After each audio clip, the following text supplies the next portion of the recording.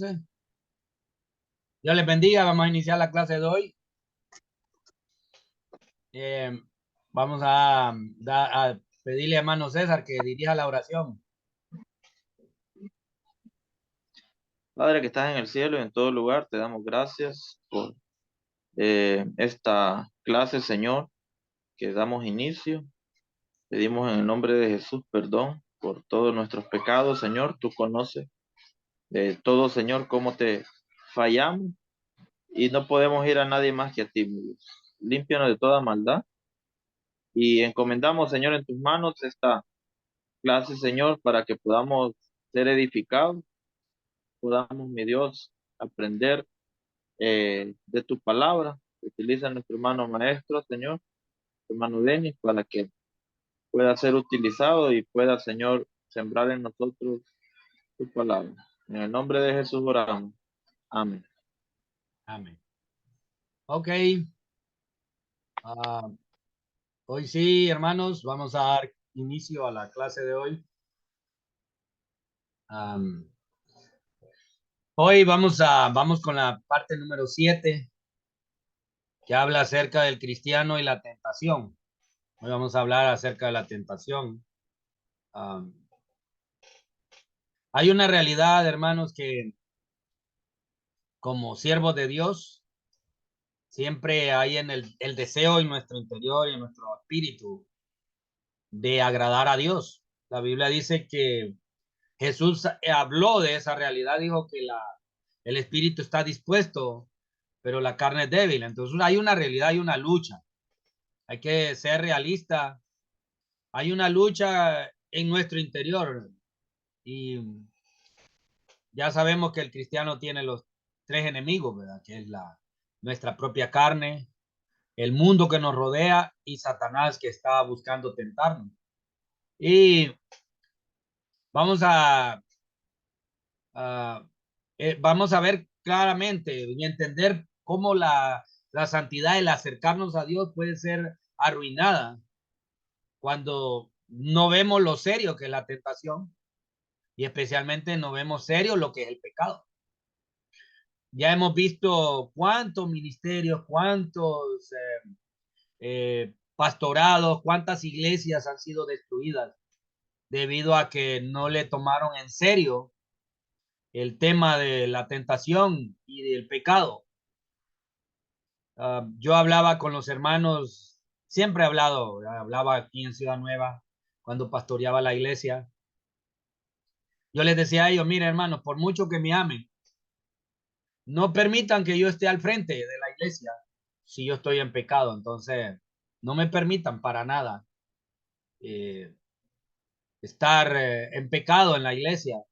Y entonces, porque no es justo, no es correcto para, no es justo para uno, ¿verdad? O para la iglesia misma, que uno esté sirviendo al Señor en pecado. Un momento, hermano.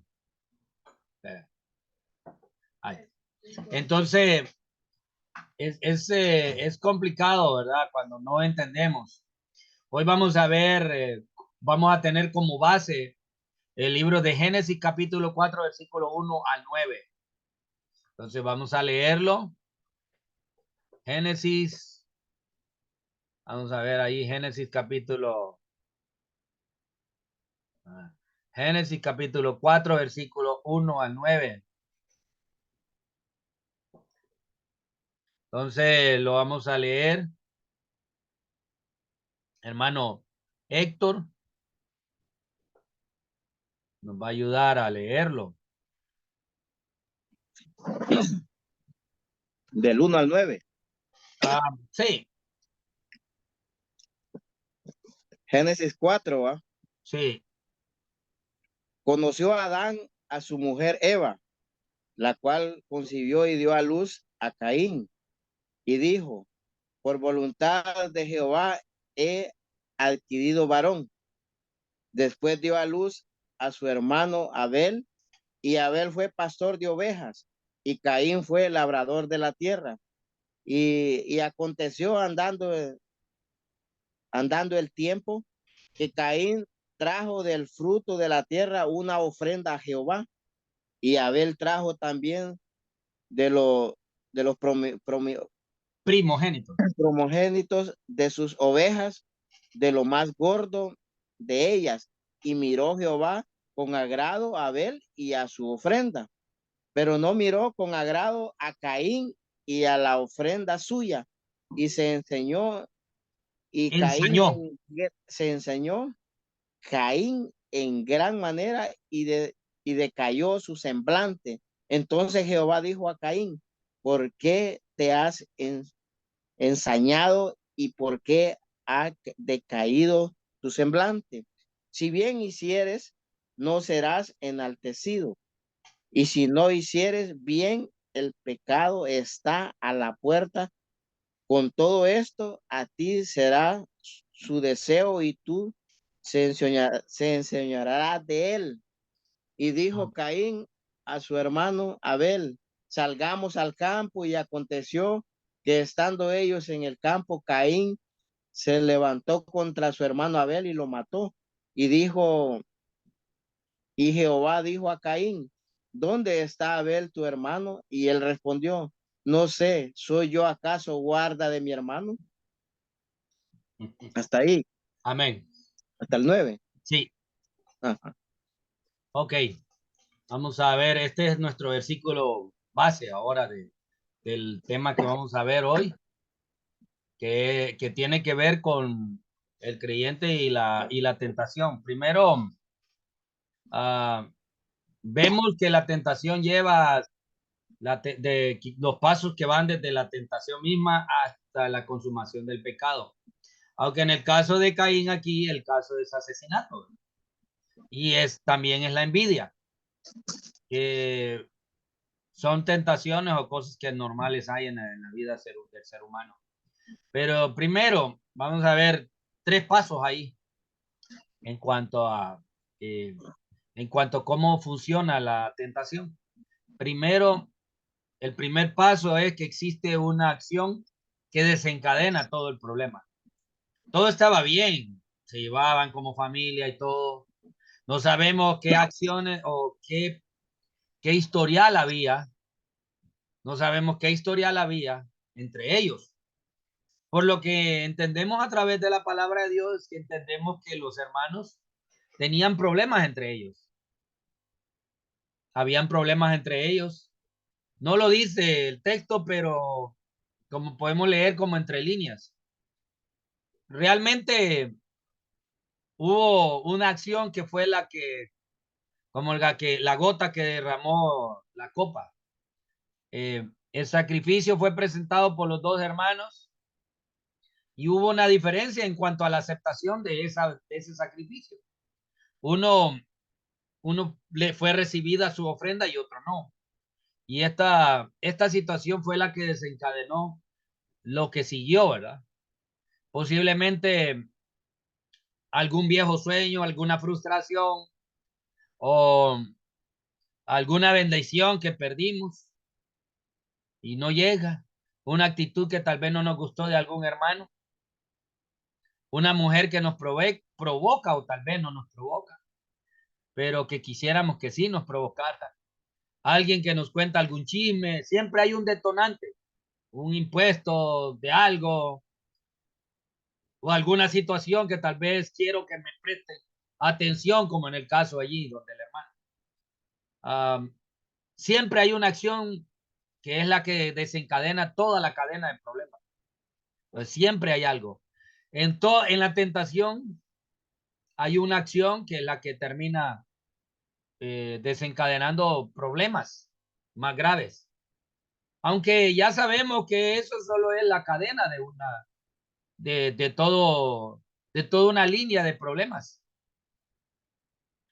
Segundo, dice el texto que decayó su semblante. La palabra decaer es como que lo vieron ya como desanimado, pero primero dice que dice el texto, y se ensañó Caín en gran manera. Ensañarse significa enojarse. Entonces Caín se enojó en gran manera. Y cuando uno está enojado anda disparado, ¿verdad? No quiere ver pleito, o quiere buscar pleito siempre. Esta actitud tiene que ver mucho con los sentimientos de la carne. Cuando el alma ya tomó una decisión, cuando nuestras emociones ya tomaron una decisión diciendo, yo no me voy a dejar más. Yo tengo que tomar una acción. Entonces ya una persona toma la decisión. Y eso, como ya viene, primero hay una acción que desencadena todo y de ahí vienen acciones, sentimientos, perdón, que nacen en el corazón. Esa es la segunda actitud. Nacen los sentimientos. Pueden ser rencor, odio, enojo, rabia, venganza, o puede haber, tal vez me siento celoso, celo. Todas esas actitudes nacen en el corazón. Ya sabemos que el que le nace esos sentimientos porque no comprende, todavía no comprendió la bendición de poder vivir en paz con Dios. Hay gente que se molesta cuando a otros les va bien. Realmente uno debe gozarse cuando a otro le va bien, pero casi nunca nos gozamos cuando a otro le va bien. Una de las actitudes más difíciles para adaptarse es a ser siempre positivo. Puede ser que ahorita no sea la bendición para mí, pero puede ser después. Si yo tal vez hoy no lo tengo, tal vez Dios me lo va a dar mañana o en algún momento. Con una visión así, en algún momento Dios va a mover su mano y va a obrar a nuestro favor. Pero a veces siempre nosotros metemos en una actitud terca que queremos las cosas como queremos y al tiempo que queremos. Y en el caso de Caín solo pudo ver que Dios le agradó la ofrenda de su hermano y la de él, ¿no? Y esto le cegó su entendimiento, y le trajo rabia y le trajo raíz de amargura a su corazón. En vez de haberse esforzado en presentar algo mejor en el siguiente sacrificio, decidió guardar rencor y venganza en su corazón. Ya sabemos que los sentimientos, las emociones, somos nosotros los que decidimos. Nosotros somos los que tomamos las decisiones en cuanto a nuestras emociones y sentimientos. Nosotros somos los que decidimos amar o odiar. Nosotros somos los que decidimos vengarnos o quedarnos con la ofensa y pedir y perdonar. Si lo que hoy estoy haciendo no está con la bendición de Dios y lo de mi hermano tal vez sí, y Dios le está llevando y lo está bendiciendo mejor que yo, debo entender que mi tarea siguiente la debo hacer con más oración y tal vez con un poco más de esfuerzo, debo poner más de mi parte. Tal vez aquella persona se esforzó mejor y uno tiene que reconocer cuando otra persona lo ha hecho mejor que uno. Es parte de no diríamos, es como parte de la humildad en uno. Uno tiene que reconocer y también aceptar cuando a otro les va bien y reconocerlo. Dice un dicho que a nadie le gusta ver cara bonita en rostro ajeno. Casi siempre queremos solo en nosotros. Debemos, si va algo sucedió, es porque tal vez necesitamos más atención y orar más y hacer mejor las cosas, ¿verdad? Hacerlas con más excelencia. Tal vez debemos mejorar en eso. Tercero, dice, si lo hicieres bien, le dice Dios, no vas a recibir la bendición, pero si estás obrando mal, vas a recibir el pecado y la consecuencia del pecado. La tentación, hay que decir la realidad. Venimos a Cristo, somos cristianos, pero no es que ya estamos en una burbuja donde no vamos a ser atacados por las tentaciones o no podemos caer a las tentaciones. La tentación no es algo exclusivo de los inconversos o de los creyentes, también vamos a sufrir, a veces hasta más que ellos, por el hecho de ser propiedad de Dios. Miren, hermanos, los que estábamos al frente de un ministerio, de una iglesia, el enemigo sabe. Jesús decía, dijo una expresión que es lo normal que sucede en una, ¿cómo diríamos? Un rebaño de ovejas. Cuando dice van a matar, dijo Jesús, matarán al pastor y las ovejas se van a esparcir. La reacción de las ovejas es esparcirse. Cuando un pastor cae en pecado, ya sabemos que el resultado va a ser las ovejas se esparcen y cuesta recuperar las ovejas. ¿Ve, hermano Héctor? Cuando ha habido pecado en la iglesia, es difícil recuperar una iglesia cuando ha habido pecado. Y algunos pues no regresan, por mucho que uno trabaje, porque el daño fue grande y cuesta levantar el testimonio. Hay que entender que nosotros podemos ser tentados. Y aunque nos sintamos fuertes, yo siempre le digo a los hermanos que oren por mí mucho, porque yo también soy tentado igual que ellos. Las mismas tentaciones que tienen ellos las tengo yo. Entonces, y mi familia, no esperen una familia perfecta, porque también mi familia no es perfecta y está luchando igual que la de ellos. Porque es la realidad, ¿verdad? Y hay que aceptar ese hecho. Entonces, ya vimos los tres pasos o el proceso que lleva, eh, lo que es la tentación. Vemos los diferentes pasos. Ahora, esto nos lleva al siguiente paso, que quién es el autor de la tentación. No sé si hay preguntas en cuanto a esta parte. ¿Alguien tiene pregunta o algún comentario en cuanto a esta parte? No, está bien, está bueno el punto de que lo último, pues que como cristianos más bien somos más tentados que una persona inconversa y uno tiene que estar siempre bien atento a eso. Hay que temer hasta de uno mismo. Hay que temer hasta de Sí, uno mismo. Uno debe tener más, cuidado de uno mismo. Pablo más decía, que, ten cuidado de ti mismo y de la doctrina. Persiste sí, en ello, porque si haces eso, te salvarás a ti mismo y a los que te hieren, dice Pablo. Entonces, primero hay que tener cuidado en nosotros. Es que a veces la gente cree que somos de hierro, ¿verdad? Y que no sentimos nada, que nos pueden hacer lo que sea y no tenemos sentimientos, no, también. Y podemos tener desánimo también. No hay pastor, no hay líder o no hay persona que ha estado en el ministerio que no haya sentido desánimo en algún momento de su vida. Pero gracias a Dios que Dios siempre pone personas para darnos el ánimo, para seguir adelante. Entonces, eso hay que entenderlo, ¿verdad? Y voy a continuar con el autor de la tentación. Ya estamos claros en eso, ¿verdad? Y todos estamos de acuerdo que el autor de la tentación es Satanás. Dice la Biblia que él es el tentador. Mateo 4:3 dice, llegando a él el tentador, cuando Jesús estaba en el desierto, llegó a él el tentador. Satanás está continuamente tratando de inducir a los hombres a pecar y nadie se escapa de las tentaciones.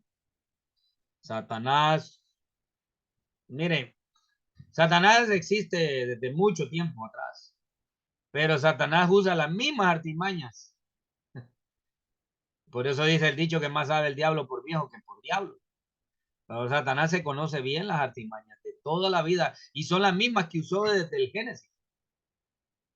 Ya las vamos a ver, ¿verdad? Pero Satanás, él es el tentador. Cuando habla del tentador, está hablando de Satanás. Es el adversario, el diablo también. Satanás, la palabra significa tentador. Entonces, debemos mencionar también en el libro de Génesis capítulo 3, versículo 1, cuando tentó a Eva, dice que la serpiente, también la Biblia lo llama, otro nombre que le da a Satanás es la serpiente antigua. Y entonces la serpiente era astuta y perversa. O sea que hay que mencionar el hecho de que Satanás es astuto y maligno. La Biblia llama que él usa artimañas del error. O sea, Yo le decía un día a alguien y se enojó porque le dije, pero yo le dije, es que Satanás planifica las cosas. Satanás tiene un plan ya para destruir nuestra vida. Él no le interesa nuestra vida, porque él sabe que no le pertenecemos a él, sino que él sabe que somos pertenencia de Dios, y si nos destruye a nosotros va a destruir la obra de Dios. Hay que estar claro en eso. Hay que tener bien claro ese concepto, ¿verdad? Entonces, entendiendo, entendiendo eso, ¿verdad? Ah, también en el libro también en 2 Corintios 11:14, nos dice, y no es maravilla porque el mismo Satanás se convierte o se transforma en un ángel de luz. Se disfraza como ángel de luz, dice el texto. Entonces, lo que nos da a entender, acuérdense que el nombre anterior de Satanás era Lucero. La palabra Lucero significa, ese era cuando él era un ángel antes de su caída. Significa que irradia luz. Aunque no es luz propia. Ya sabemos que él irradiaba la luz de Dios, porque la vestimenta de él era piedras preciosas, y las piedras preciosas tienen la característica de reflejar la luz. Así lo dice la Biblia. Y él reflejaba la luz de Dios. No era la luz de él. Por eso es que irradia luz. Y era un querubín especial hecho por Dios. Y esa belleza de él llenó de orgullo su corazón. De hecho, ese fue el primer pecado, el orgullo. Entonces, él se transforma como ángel de luz. Aparenta ser, porque Satanás así trata de ser. Él no es luz. Ahora, esta fase de su trabajo se encuentra bien ilustrada en la tentación de Jesús, cuando Cristo estaba en el desierto. Mateo capítulo 4, versículo 1 al 11. Vamos a ver ahí. Mateo capítulo 4, versículo 1 al 11. Dice que Jesús fue llevado por el Espíritu al desierto para ser tentado por el diablo. Y después de haber ayunado 40 días y 40 noches, tuvo hambre. Y vino a él el tentador y le dijo, si eres hijo de Dios, di a estas piedras que se conviertan en pan. Y él respondió y dijo, escrito está, no solo de pan vivirá el hombre, sino de toda palabra que sale de la boca de Dios. Entonces el diablo le llevó a la santa ciudad y le puso sobre el pináculo del templo. Y le dijo, si eres hijo de Dios, échate abajo porque Cristo está, a sus ángeles mandará acerca de ti. Y en sus manos te sostendrán para que tus pies, para que no tropieces con tu pie en piedra. Jesús le dijo, escrito está también, no tentarás al Señor tu Dios. Otra vez le llevó el diablo a un monte muy alto y le mostró todos los reinos del mundo y la gloria de ellos. Y le dijo, todo esto te daré si postrado me adorares. Entonces Jesús le dijo, vete Satanás, porque escrito está, al Señor tu Dios adorarás y a él solo servirás. Entonces el diablo le dejó y aquí vinieron ángeles y le servían. Pues ahí está. Este es el texto. Imagínense que Jesús viene de ayunar 40 días y 40 noches. Y Satanás se acerca supuestamente ofreciéndole ayuda, porque tiene hambre. Y le dice, dile a esas piedras que se conviertan en pan, porque tú tienes gran hambre. 40 días, 40 noches de ayunar. Simuló que podía ayudar la fe de Cristo, que podía estimular su confianza en el poder divino y proporcionarle un incentivo para el culto. Entonces, las escrituras nos hablan de las acechanzas y de los métodos del diablo. El que no quiere entender que Satanás tiene métodos y que acecha, está equivocado y va a ser presa fácil. Entonces, este texto eh, nos habla de eso, ¿verdad? Creo que tenemos 10 minutos. Ajá. Entonces, este texto nos habla entonces de todo el proceso. Mire, si se atrevió a tentar a Jesús, usó hasta las escrituras para tentarle. Citó las escrituras. Qué bíblico, Satanás, ¿verdad? O sea, Hay personas que tuercen la palabra de Dios y solo porque tuercen la palabra de Dios no quiere decir que es de Dios. Si hasta Satanás la puede torcer también y se la conoce bien, porque se atrevió a citársela al Hijo de Dios. También Efesios 6:11 al 12 nos dice, vestidos de toda la armadura de Dios para que podáis estar firmes contra las acechanzas del diablo, porque no tenemos lucha contra carne ni sangre, sino contra principados, contra potestades, contra los gobernadores de las tinieblas de este siglo, contra huestes espirituales de maldad en las regiones celestes. Aquí nos habla las diferentes, cuando estamos estudiando acerca de los demonios, estamos viendo aquí que existen hasta clases y aparecen rangos aquí en este texto de los demonios. Y hay una gran batalla alrededor de nosotros. De hecho, ahorita hay una batalla alrededor de nosotros para no prestar atención, para quitarnos la atención, para no hablar contra Satanás. Él sabe que estamos hablando de él y de sus demonios. Pero la Biblia no, lo llama a Satanás la serpiente antigua y también lo llama león rugiente. Y anda rugiente no porque anda paseando, es porque anda buscando a quién devorar, quién comérselo. Entonces, en este texto nos habla que no tenemos una lucha contra carne ni sangre. Es una lucha fuerte, espiritual que tenemos.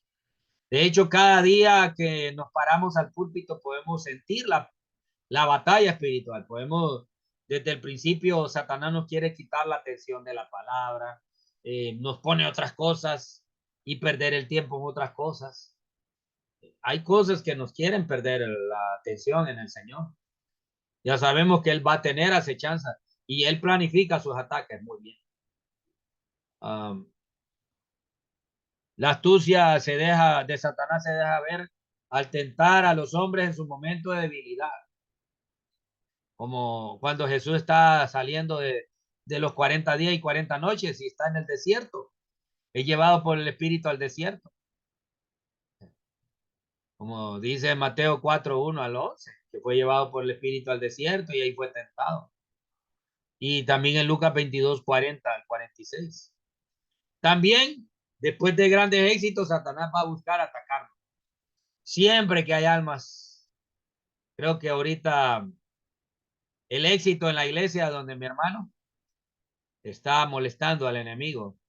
Porque cuando todo está bien, cuando está tranquilo para Satanás y no le estamos ganando almas, no nos va a meter pleito. Igual a los hermanos en 6 de mayo, cada éxito, cada vez que ganan personas para Cristo, ¿ustedes creen que el enemigo se queda con los brazos cruzados? Y se queda contento, aplaudiéndonos porque se ha ganado almas para Cristo. Satanás está molesto y va a contraatacar con sus acechanzas. Y siempre que hay victorias, él va a buscar también desanimarnos en medio de la victoria. También va a tratar de incitar a hacer uso de las cosas buenas de una manera mala. En Mateo 4:1 al 11, le dice, lo pone en el pináculo del templo y dice, arrójate de aquí porque la palabra de Dios dice que a tus ángeles enviarán delante de ti para que tu pie no tropiece en piedra. Entonces ya se imagina a los ángeles abajo esperando a Jesús, ¿verdad? Para ganarlo en el aire. No, Jesús le dice, no tentará al Señor tu Dios. Hay personas que tientan a Satanás, tientan a Dios. Apareció una gente allá en Texas. Dijeron que la palabra de Dios decía que íbamos a ser mordidos por serpientes, íbamos a tomar veneno y no nos iba a pasar nada. Y él le dio la orden a sus feligreses que tomaran un veneno y se murieron todos. Otro predicador ahí que predicaba con una serpiente, con una cascabel en el brazo, diciendo que él tenía y no le tenía temor al diablo y que de todos modos, aunque lo mordiera, no le iba a pasar nada. Y lo mordió y perdió el brazo. Porque cuando hacemos uso de cosas buenas de una mala manera, cuando agarramos agarramos textos y los presionamos y los sacamos de su contexto. Entonces, Dios no, o sea, esa es la manera de astuta de Satanás de trabajar.